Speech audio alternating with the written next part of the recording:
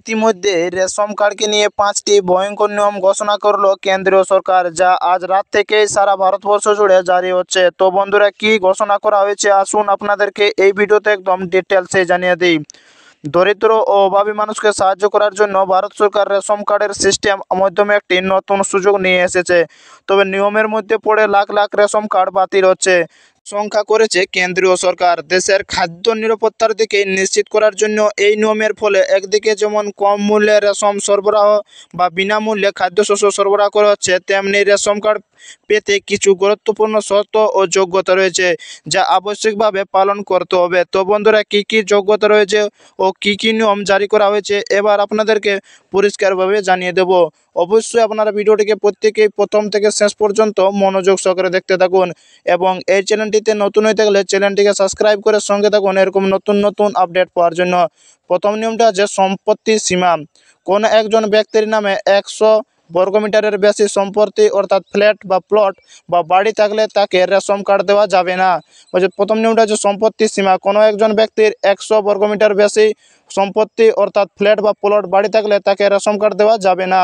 2 নম্বর নিয়মটি রয়েছে যানবাহনের বিধিনিষেধ। যদি আবেদনকারী ব্যক্তির একটা 4 চাকা গাড়ি অথবা ট্রাক্টর থাকে তাহলে রেশন কার্ড পাওয়া যাবে না। তাহলে 2 নম্বর নিয়মটি রয়েছে যানবাহনের বিধিনিষেধ। যদি আবেদনকারী ব্যক্তির একটা 4 চাকা গাড়ি অথবা ট্রাক্টর থাকে তাহলে রেশন কার্ড পাওয়া যায় না। 2 নম্বর নিয়মটা রয়েছে যদি কোনো ব্যক্তির 4 চাকা গাড়ি বা ট্রাক্টর রয়েছে তারা রেশন কার্ড পাবেন না। 3 নম্বর নিয়মটি রয়েছে সরকারি চাকরিজীবী। যদি পরিবারের সদস্যের মধ্যে কেউ সরকারি চাকরিজীবী থাকেন তবে সে রেশন কার্ডের জন্য আবেদন করতে পারবেন না। তাহলে সরকার চাকরিজীবী, যদি পরিবারের সদস্যের মধ্যে কেউ সরকারি চাকরিজীবী থাকে তবে সেই রেশন কার্ড জন্য আবেদন করতে পারবেন না। চতুর্থ নিয়মটি রয়েছে আয়ের সীমা। রেশন কার্ডে আবেদন করার জন্য পারিবারিক আয়ের একটি সীমা নির্ধারিত করা হয়েছে।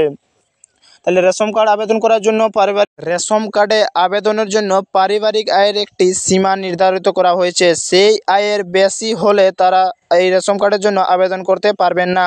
গ্রামের ক্ষেত্রে পারিবারিক বার্ষিক আয় 2 লক্ষ টাকার কম এবং শহরের পরিবারের পিছু 3 লাখ টাকার বেশি হওয়া উচিত নয়। এটা হলে সেই রেশন কার্ডে আবেদন করতে পারবেন না। তাহলে গ্রামের ক্ষেত্রে 2 লাখ টাকার কম এবং শহরের ক্ষেত্রে 3 লাখ টাকার কম আয় হলেই তারাই রেশন কার্ডে আবেদন করতে পারবেন। পঞ্চম নিয়মটা আছে আয়কর ও অস্ত্র লাইসেন্স। আয়কর প্রদানকারী এবং লাইসেন্স প্রেরিত অস্ত্রধারীরা রেশন কার্ড পাওয়ার জন্য আবেদন করতে পারবেন না।